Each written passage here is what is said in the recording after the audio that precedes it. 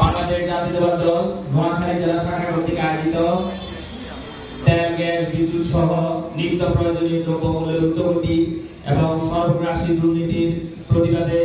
আজকের এই গণ অনশন কর্মসূচির শ্রদ্ধাভাজন সভাপতি, আজকের এই গণ অনশন কর্মসূচির প্রধান আকর্ষণ, প্রধান অতিথি কেন্দ্রীয় নির্বাহী কমিটির সদস্য নোয়াখালী জেলা বিএনপির সুযোগ্য সভাপতি জনাব গোলাম হায়দার বিএসপি স্যার সহ নোয়াখালী জেলা বিএনপির অন্যান্য নেতৃবৃন্দ, নোয়াখালী সদর উপজেলা বিএনপি এবং অঙ্গ সহযোগী সংগঠনের নেতৃবৃন্দ, নোয়াখালী পৌরসভা বিএনপি অঙ্গ সহযোগী সংগঠনের নেতৃবৃন্দ এবং আমার প্রান্তীয় সংগঠন বাংলাদেশ জাতীয়তাবাদী ছাত্র দল বিভিন্ন পর্যায়ের নেতৃবৃন্দ,